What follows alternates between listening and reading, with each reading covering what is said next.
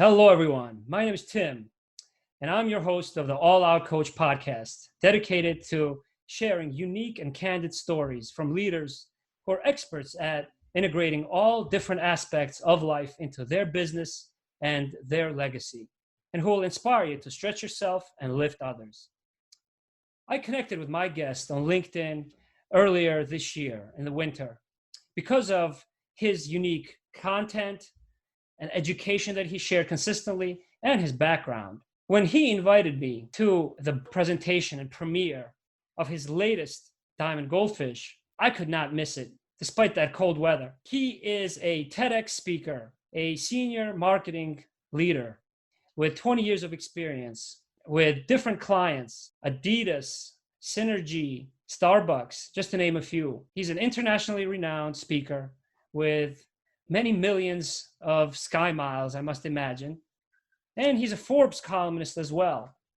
But what I found different about getting to know our next guest was not just how personal his email invitation sounded, but how genuinely curious he was about getting to know who I was, about my projects, and about All Out Coach after the premiere of his book. And so we're very fortunate today to have Stan Phelps join us and talk to us about how to win in the game of business by managing relationships and managing the ever-present pressures that we face every day.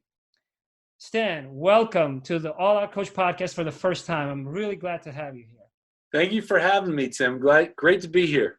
In Diamond Goldfish, which I'm going to show the readers right here, as you are a best-selling author of 11 books, you discuss the growth mindset in business and different factors of how businesses can grow.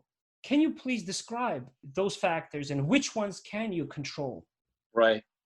So thanks, Tim. So if all of my books, this one's the Diamond Goldfish, but you can see over here, they all have the goldfish theme. And so the goldfish is really a metaphor for growth and differentiation. And so the average goldfish grows to only be 3 inches in length, which is the size of our thumb. That's about 3 inches or 10 centimeters. Come to find out that the world's largest goldfish is nearly 50 centimeters or 20 inches. That's the size of like an average domesticated house cat. So like, how is that even possible that some grow to be, average or smaller and some grow to be much bigger? Well, it turns out there's 5 reasons why a goldfish grows. And really quickly, the first is for a goldfish, the size of the bowl or the pond that they're in. And that factor in business is the market that you serve, right? The bigger the market, the more you can grow. Right. The second thing for a goldfish is the amount of other goldfish that are in the bowl or the pond. And this one's an inverse relationship. So the more goldfish there are, the harder it's going to be for that goldfish to grow. Who are those other goldfish in business? It's your competition. The third thing is the quality of the surrounding water, the nutrients, the cloudiness of the water, and that's just the economy. We're in the midst right now of a global pandemic. I don't have to explain, how things are difficult right now. The fourth thing for a goldfish is how they do in their first 120 days of life. So they're tiny when they're born. How do they do during that critical stretch? And in business, what are you called your first 4 months? You're a startup. Now, the fifth and final growth factor for a goldfish, and it's the metaphor, is genetic makeup. So what is that goldfish born with that separates it from all of the other goldfish in the bowl? And the more that they're separated and the stronger their genes are, the more they typically grow. If their genes are weak, and they're like everyone else, the less they grow. Now, the punchline here, Tim, and I know you've read the book, but what do we really have control over? Do we have control over the market? No. How about our competition, right? Right? Not unless we're buying them. Right. Does anyone have control over the economy right now, right? I wish. I could only wish. And here's the thing, if you're listening to this podcast and you've already been in business for more than 4 months, you can't control that either. The only thing you can control is how you differentiate yourself in what you do, but more importantly, how you do it and why you do it. And we talk about in business that business is really about a game of building identity. And the better that you can be in terms of managing yourself and building the identity of others, that's the biggest capital that we can have in business, our ability to manage relationships. Since you define a business as a game, who are the players in this game and what is the prize? Well, certainly, money is how we keep score within the game. Mm-hmm. But great players realize that, as I mentioned, that this is a game about building identity and status. And the better that we can understand that and satisfy the needs of the prospects that we're trying to acquire, as well as manage the clients that we have and build up their identity and develop those relationships, the better we do. The money comes just as a result of managing those relationships. And I'm gonna share a quote here. This is a quote by Scott Stratton. I love this. If you believe business is built on relationships, make building them your business. Yeah. Someone gave that to me as a gift. It was really nice. At the end of the day, it comes down to building identity and managing relationships. Yeah, absolutely. I wish I had learned that earlier on in my career. I was so focused on being the best that I could be.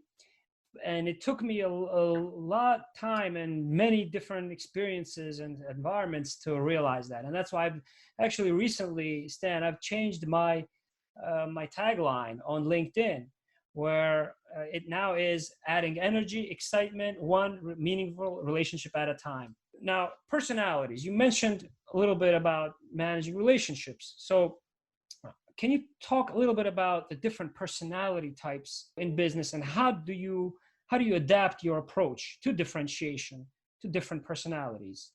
Yeah, so I'd love to talk about not personality, we call it behavioral styles. We fall into one of 4 behavioral styles. But before we get to that, Tim, I want to mention the idea of why this book is called The Diamond Goldfish.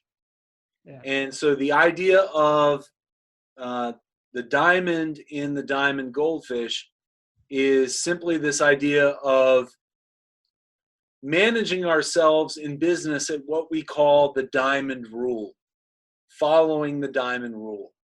And we believe it's the 4.0 version of being successful in business. And so if it's the 4.0, then there's got to be a 1.0, a 2.0, and a 3.0. Right. So let me quickly, it starts with the 1.0. I wasn't aware of this till I started doing research, but it's called the silver rule. And had you heard of the silver rule, Tim? No, I didn't until the book presentation. So the silver rule dates all the way back to the days of Confucius. And essentially the silver rule was, what I wish others not to do unto me, I also wish not to do unto others. Mm-hmm. So essentially it was just do no harm. Do no harm. Kind of, yeah, in the Hippocratic Oath.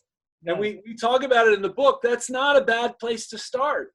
Yeah, right? In fact, Google, when it started in the 1990s, for its first 20 years, their corporate philosophy was do no evil, right? It's foundational. Now the 2.0 is a little bit more prescriptive. It builds upon the silver rule. And everyone, every culture, every religion knows the 2.0. It's the golden rule, right? And instead of just saying don't do bad stuff, it takes it one step further and it says do unto others, right, as you would want them to do unto you. Yeah. And so again, this is better, but the problem, especially from a sales and a client management perspective, and we're going to get to the 4 behavioral styles, that unless Tim is the same style as Stan, if I treat Tim the way that Stan would like to get treated, there's no guarantee that that's going to work for you. And we live in a world where we close less than 1 out of 4 new sales opportunities. And we also live in a world where 1 out of every 4 clients leave us each year. You know, on All Out Coach, I had one post where I talked about treating others as if they were to write a book about you, kind of a play on that, on the digital age in which we live, which, right. You know, exposes us to a lot of information, but also a lot of biases and attention span that's scattered. And it's because, in my mind, a lot of that can be really speaks to operating at the golden rule. That we're going to, if we treat everyone the way that we want to get treated, we're going to miss out on opportunities. Now, the 3.0 extends. It's better than the golden rule. It's called the platinum rule. And this dates back to the 1990s. Very simply, the platinum rule says, I'm going to treat others the way that they would like to be treated. So this is more outward. It's more grounded in empathy. And I figure out what Tim wants. And then I give Tim what he wants. Now, it sounds good in theory. But the problem is, if I'm focusing 100% on you, Tim, who am I neglecting? You're neglecting yourself. I'm neglecting myself. And there could be a point where we're interacting that I might feel, slighted, that I might feel out of sorts. And if I'm not managing myself because I'm totally focused on you and your needs, then I'm going to lose it. Yeah, there has to be a balance, right? Yeah, you're going to lose balance. So, great quote that we share in the book is from one of the greatest business minds of our time, Mike Tyson. Oh, yeah. And he famously said, everybody's got a strategy, right? Till they get punched in the mouth. Yeah. And so the 4.0 is what we call the diamond rule. And the 4.0 kind of combines the best parts of the golden rule and the best parts of the platinum rule and puts them together. And the diamond rule is essentially this. It's first managing yourself under pressure to kind of, we'll talk about it later, neutralize yourself, that allows you then to focus on the needs of the other person to address their concerns and reduce their pressure. And so that's at the heart of, if we can elevate our game up to the 4.0, if we can first know ourselves, right, know our own style, and the things that trigger us, it frees us up to then focus on the other person, the prospect or the client that we're working with. Yeah, and I think that's fundamental to understanding the book and really getting value out of reading the book that I hope a lot of the listeners will consider.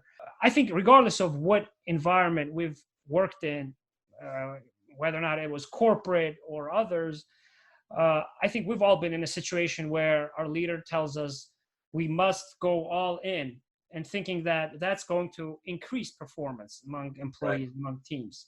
Okay. So what I want to ask you next is, how do we counter our biology, and how do we actually avoid those pressure triggers that you talk about in the book? And what's the ultimate outcome of decreasing pressure in us and in others Yeah. around us? Yeah. Love for you to talk about that. So great point. And this really leads into the 4 styles. The 4 styles are grounded in how we cope with pressure as individuals. Mm-hmm, mm-hmm. So the reason why it's called diamond as well, in the idea of this diamond rule, is how is a diamond created? Right? It's simply simply a chunk of coal, right? That did well under what? Did well under pressure. Yeah. And so it's this idea that our biology, we've got kind of 3 parts of our brain. And, the most primitive part of our brain is right here at the stem. It's called the amygdala. Right. And its sole job is to be the human highlighter, constantly scanning, looking for what? Threats. Mm-hmm. Now, here's the challenge for our primitive brain. In fact, they call that the lizard brain, because it's the only part of a brain a lizard has, is that part of our brain cannot tell the difference between threats to our life and threats to our identity. Mm-hmm. And we talk about in the book, that's why people fear public speaking so much, because no one really dies literally from giving a speech, but you feel that threat to your identity when you have to get up and speak. Now, the second part of our brain, and this is key, surrounds that amygdala over here. It's called the limbic system. And the limbic system is where long-term memory is stored. It's also the part of our brain that regulates all of our bodily functions. So our heartbeat, our sweat glands, our respiration. And the third part of our brain is the biggest part of our brain. It's this entire frontal lobe. It's called the neocortex. Right. And that's the thing that makes us truly humans as human beings. It's where art, it's where language resides. It's where analytical reasoning, right? Complex thought. But here's the thing. And when we're acting normally, it allows us to be very reasonable and rational until our amygdala senses a threat in the environment. And immediately when it sees that threat, it sends signals to the limbic system, and that's when our body starts to go in a little bit of overdrive, right? Mm-hmm. We might just start sweating. Right. Our breathing might get labored, right? Our heart rate might increase. That's millions of years of biology, basically saying, hey, there's something that you need to pay attention to because your life could be in danger. Now, here's the thing. You mentioned how can you control pressure or try to eliminate those threats? I got bad news for you, Tim. You can't. You can't. That's millions of years of programming in our evolution. You cannot. But here's the thing, and this is what we talk about. You can develop an awareness of the triggers that you start to feel that bring on that pressure.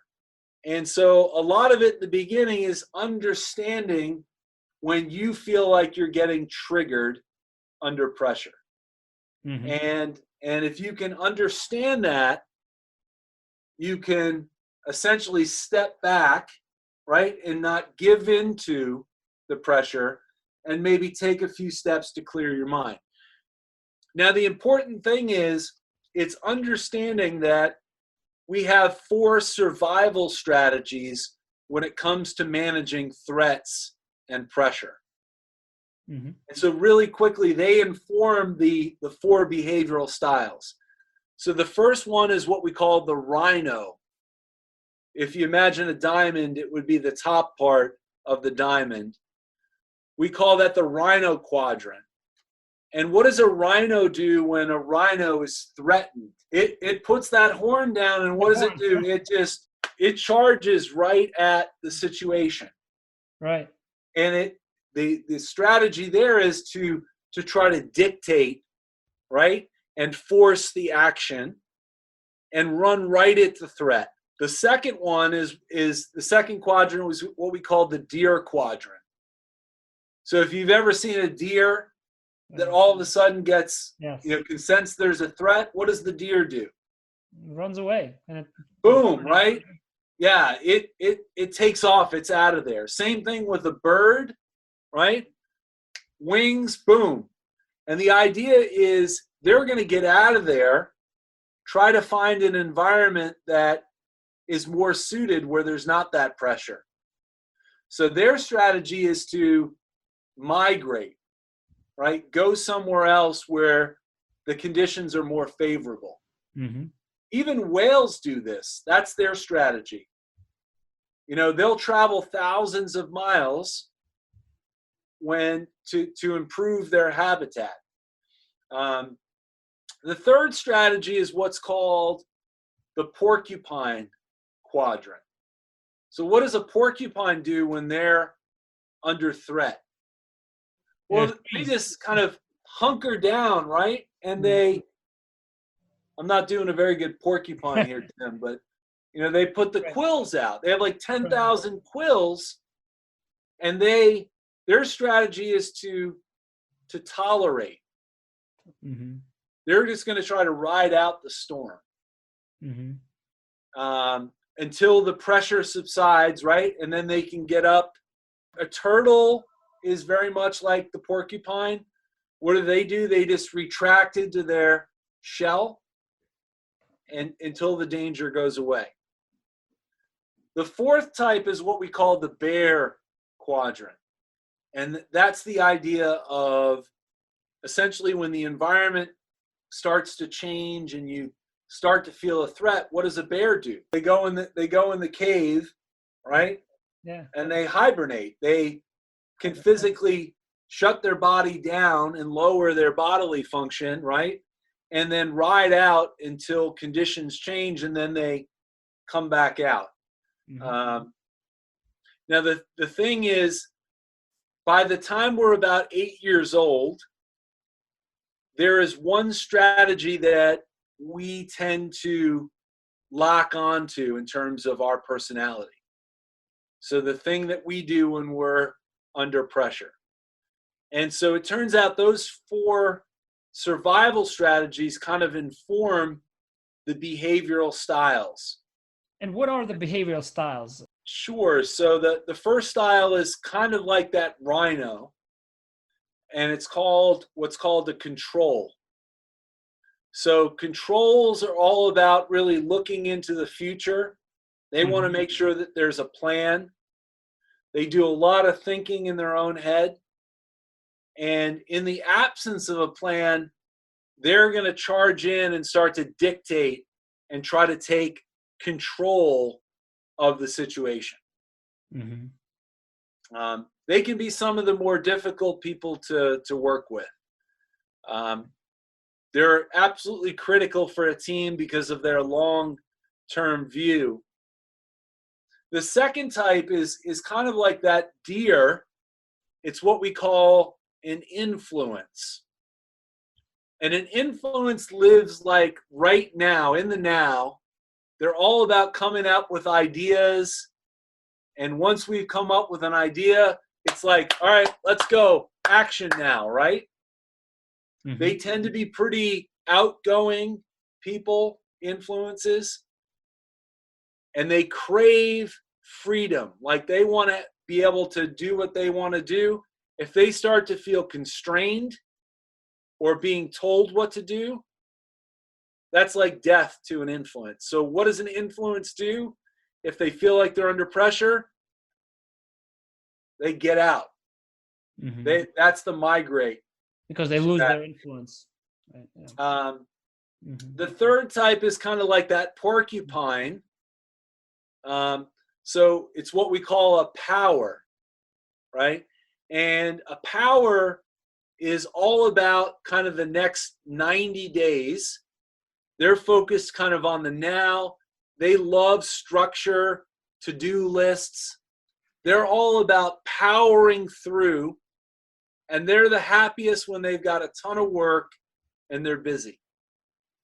Because they just want to, when they feel like they're under pressure, they don't want to rock the boat. They just want to try to keep going. Right? Mm-hmm. Let's tolerate. Let's not shake things up. Mm-hmm. The fourth style is that bear. And that's called an authority.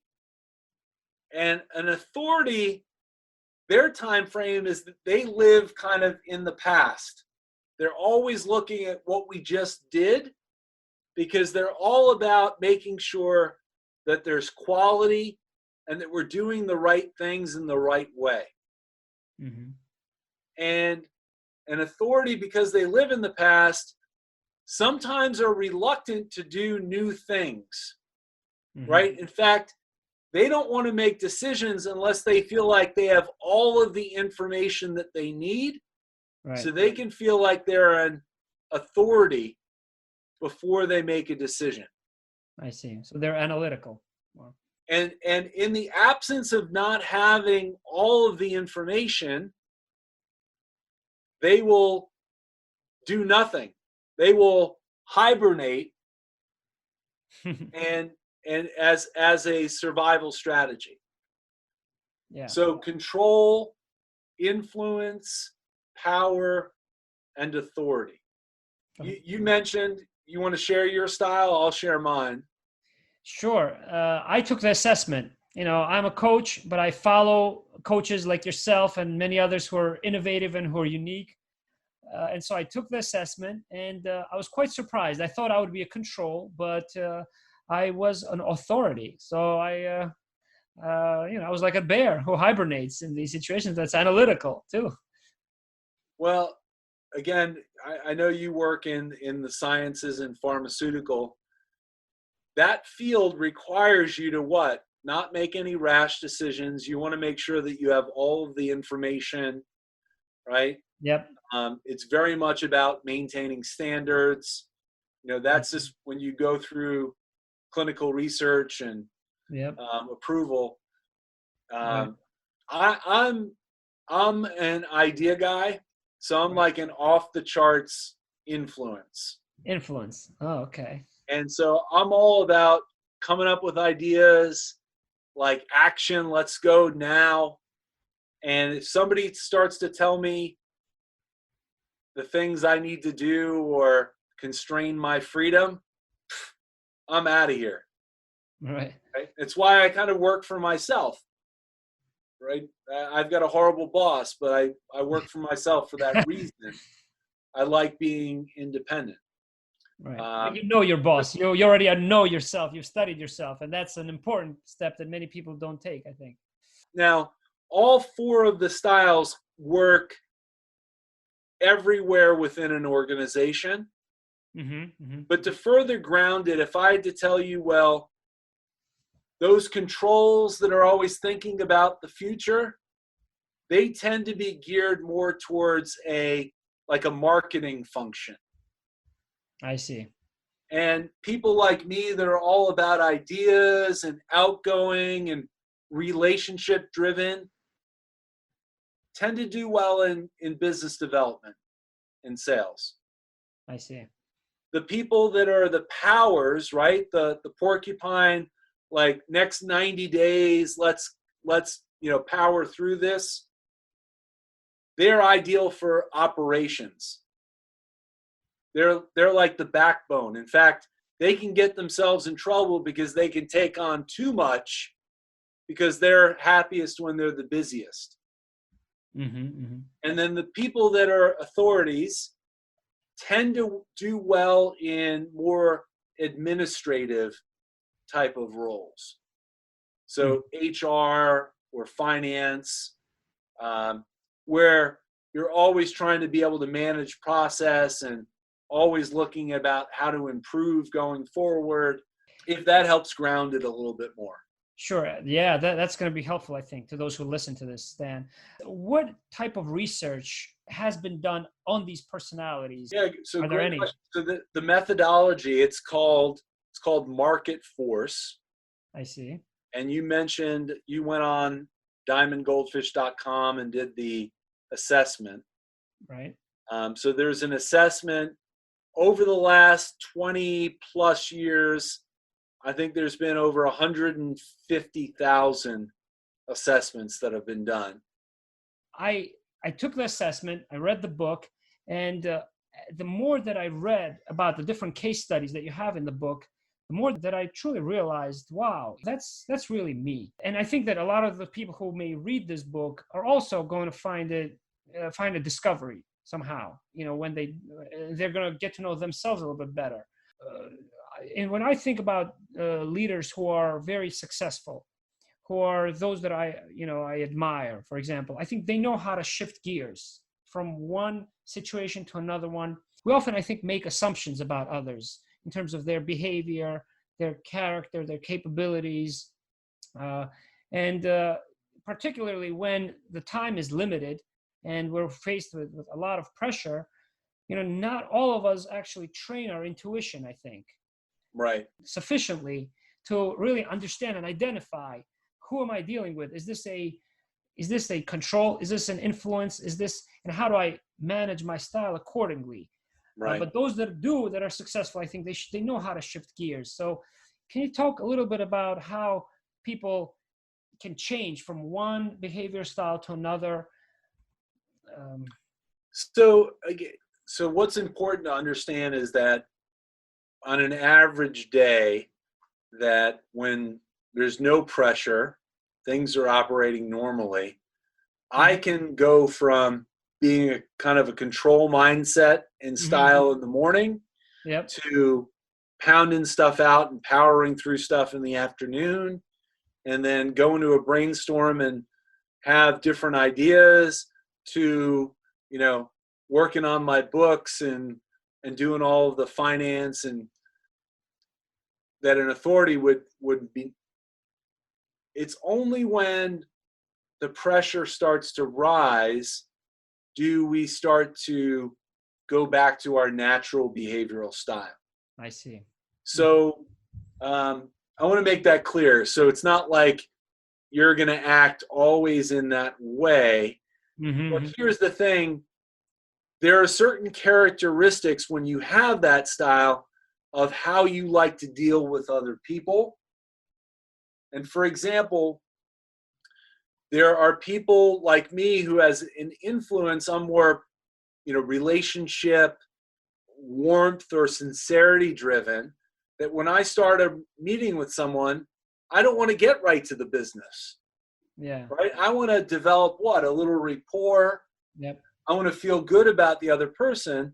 I noticed that when we met at the book presentation, Stan. So but here's the thing. If you and I were doing business, Tim, and I know now that you're an authority, right? Authorities tend to be more matter of fact. Like you have to demonstrate competence because that's what you value, right? That you can trust me, that I'm competent. And then once you know that I'm competent, then you're willing to do the sincerity and the warmth piece. So if we walked into a room and you were my client or my prospect, the golden rule would say, I treat Tim the way that Stan would like to get treated, right? And that's not the right way at all. I'm going to actually treat you the way you would like to get treated. But if I'm not paying attention to myself and I didn't feel any warmth coming back from you, I might get triggered because I might think you don't like me because I'm an influence, right? I want to feel like I'm valued. Mm-hmm. And you see how that could be if I'm not paying attention to myself and managing myself. If I know, look, Tim, that's just how you are. Right. There's no right or wrong. This is how you naturally like to be treated. Then I don't judge you. Yep. I realize is that if I can know what your concerns are, I can proactively address those.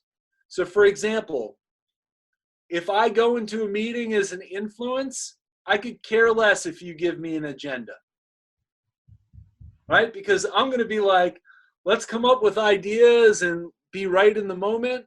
Whereas you're an authority. If there's stuff that's going to be talked about at that meeting, you're going to want an agenda. You're going to want to know what's, all of the stuff that you're going to want to feel like you're informed. Right. On all. So again, it's trying to, if you understand again that business is a game of relationships and you want to play the game at a higher level, it's very much being able to manage yourself, but then address the concerns of others. Yeah. Yeah, and the book does that, I think, beautifully. And at the end, in the last section of the book, you actually provide tips with how readers can apply those different behavioral styles that they encounter in life and in business.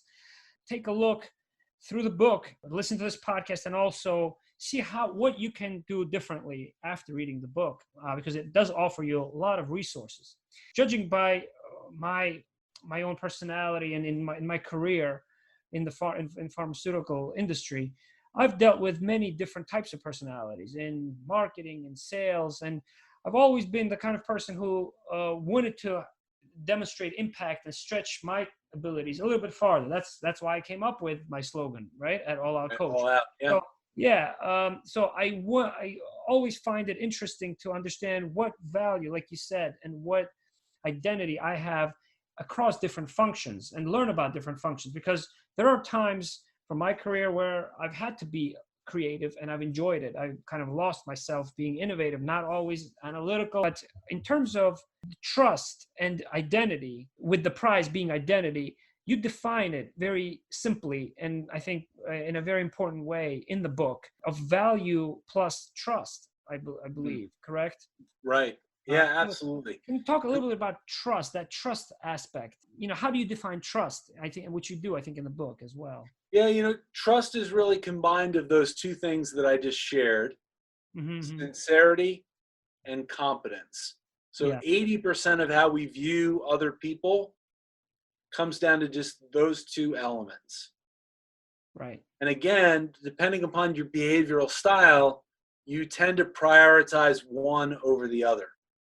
Yeah, I see. And here's the thing, there also, people tend to either gravitate towards action or people tend to gravitate towards inaction. And so it's also understanding how those styles are. And what's neat is we kind of give you kind of 10 different elements of how the styles can be, kind of how they're different, which allows you to do a better job of kind of identifying the different styles when you're working. One of the things, Tim, that I'm really proud of is this thing that we created. This is what we call the diamond rule matrix. Yep. And what's neat is you go up here and depending upon what your style is, control, influence, power, authority, now you go down and it really gives you a little bit of a menu for how you can deal effectively with the other styles. This is a handy tool because, as you said, it's a little bit intricate to start to understand this. This makes it really practical that before I go into that next meeting or that next sales call, right, I can get some good feedback based on the style of who I'm dealing with. Yeah. Great. And I think this is very timely in the kind of environment we live in now, which is unprecedented, I think. And I want to read a quote from the book that I liked, which I hope will empower and encourage readers to manage themselves and their biology. So you have chapter 3 called Biology and Pressure. Between stimulus and response, there's a space. In that space is our power to choose our response. In our response lies our growth and our freedom. Viktor Frankl, Austrian neuroscientist. And if I might add, Tim, Holocaust survivor. And Holocaust survivor, right? Yeah. Talk about pressure. The stimulus is kind of like the triggers in our environment, that threat. And he said between stimulus and response, so many times we get triggered and we immediately respond. He said between that stimulus and response, there's what? There's space. Right. And he said in that space is our ability to choose what? How we respond. How we respond, right. And in that choice lies our growth and our freedom. Yeah. So that is, I think, one of the most powerful quotes from the entire book. Thank you for sharing that. Sure, Stan. Thank you for writing this book, which is so timely. And I remember attending your book premiere in January, and it just foreshadowed all the events that would ensue afterwards, right? And how timely it is that we can also apply it. And the return on investment, I think, on it is just limitless in any field as well. The last two questions I have is, one is really on what stimulated you to write this book. What inspired you? Because I know you've written 11. You have different colors of all in the Goldfish series. Can you talk a little bit about inspiration, your personal? So this was the 9th color, and there are now 10 colors and 15 total books. But who's counting, Tim? This is about 12 years ago. I worked with Travis, who's one of my co-authors. I was kind of the number 2 in an agency, and we had brought Travis in to do some coaching for our team. And I saw the power of being able to kind of up our game in terms of managing not only our clients and our prospects, but the dynamics within our team to get along better and work well together. And Travis and I had always kind of stayed in touch. He had never written a book about this. And I was always looking for something within that kind of sales and creating a better client experience. It was about 2.5 years ago I had the idea, and like a month later we connected, and he said, I've always thought about writing a book, and it was just, came together nicely. Yeah. And the way that the Travis explains market force is the idea of, imagine if you're trying to hit like a baseball or maybe even a tennis ball. Travis and I come from tennis backgrounds. But imagine your ability to pick up the spin on the ball just a little bit quicker.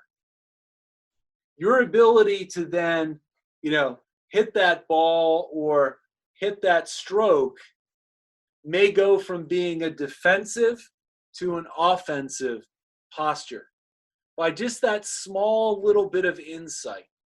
Right.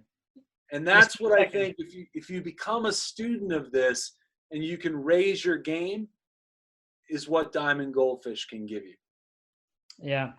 Thank you, Stan. And I'll just preview that tennis example, that those who are going to read this book, make sure that you pay particular attention to the example of how Andre Agassi learned how to read Boris Becker's serve. And I'm not going to say any much more than that. I found that quite interesting. It's a great example, yeah. Oh, yeah. I'm not going to give it away, in fact, to the listeners. Just one last question. What is one message that you would like to share with those who would listen to our discussion, that stretch themselves, that lift others despite the unprecedented challenges of our times? Yeah, I'll go back to where I first started, which is, business is about building relationships. And, what I'm proud of as well in the book is what we call the MIND framework: mindset, identify, neutralize, empathize. And, diamonds, you actually have to go and get them. You can't just bulldoze. You have to actually go in there with the pick to get the diamond. And to me, it's a testament to the work that you have to do if you want to truly build these types of relationships. Great. Thank you very much, Stan. I hope to see you again very soon and to have some of your time again on All Out Coach when you are going to write more books in the future, which I know there will be. Search for Diamond Goldfish, diamondgoldfish.com. And I coach and I mentor based on a lot of your books, a lot of your insights as well, Stan, on the other books that you've written, such as The Silver Goldfish, which I thank you. And I'm looking forward to everyone getting to know you and more about this book, Diamond Goldfish, everyone. Stan Phelps. Tim, thank you for having me on the All Out podcast. Thank you. Thank you very much for your time.